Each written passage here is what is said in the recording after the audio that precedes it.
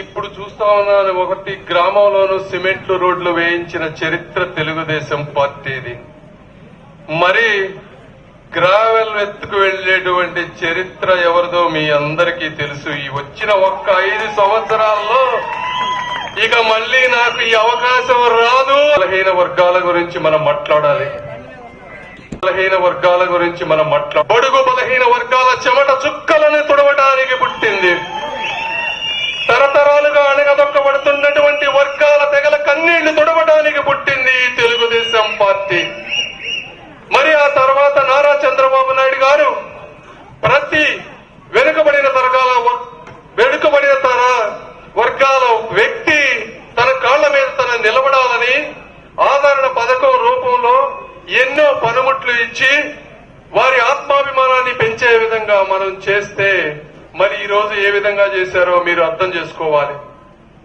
30% రిజర్వేషన్లు ఉన్నటువంటి బీసీ సోదరులకి 20% తగ్గించారు.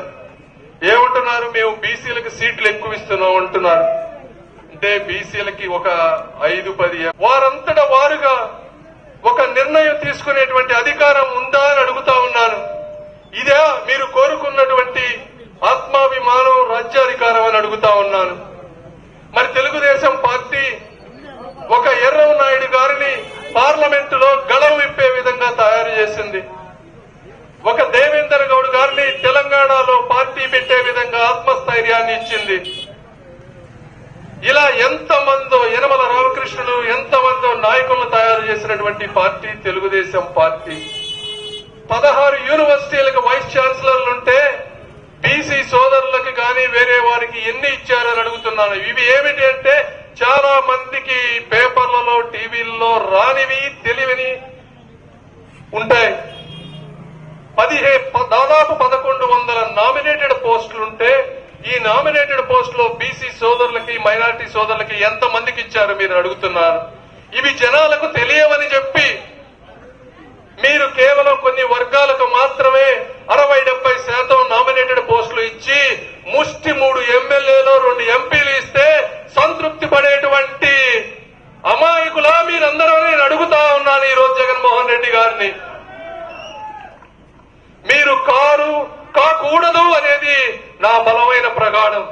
చంద్రబాబు నాయుడు గారు ప్రతి వర్గానికి మేలు చేయాలి అనే ఒక దృఢ నిశ్చయం ఉన్నటువంటి నేత అని మీ అందరూ ఒక్కసారి గుర్తు చేసుకోవాలి. జగన్మోహన్ రెడ్డి గారు ఏనుగు దంతంతో సమానం. ముందు కనిపించే దంతాలు వేరు, ఆయన నవిలే దంతాలు వేరు అని మీ అందరికీ తెలియజేస్తా ఉన్నాను. ఈ రోజున మందు ఎక్కడన్నా ప్రపంచం అంతా డిజిటలైజ్ అవుతుంటే మందుకు మాత్రం డిజిటల్ పేమెంట్స్ లేవు. ఎందుకు లేవు అని మీరు అడగాలి. వచ్చే దాంట్లో 70% కమిషన్లు తీసుకొని పిచ్చి మందు పోసి ప్రజల ప్రాణాలు తీస్తూ ఉంటే మీరందరూ ఓట్లేస్తారా అని అడుగుతా ఉన్నాను. అంటే ఇవి అర్థం కాదా ప్రజలకని అడుగుతా ఉన్నాను. మీరు అర్థం చేసుకోవాలి. ఇలాంటి రాక్షస రాజకీయాన్ని మళ్లీ చరిత్రలో రాకుండా పాతాళంలో పాతి పెట్టాలి అని మీ అందరికీ నేను తెలియజేసుకుంటా ఉన్నాను. మళ్లీ వస్తాం.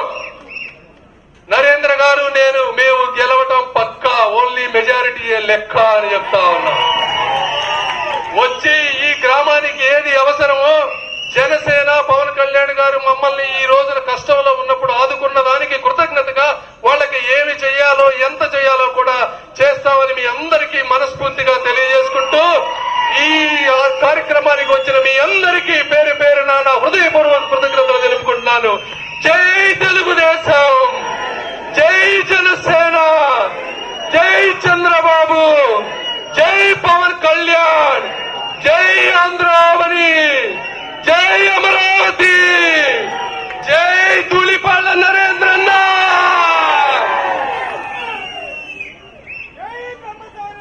అది జై పెమసాని.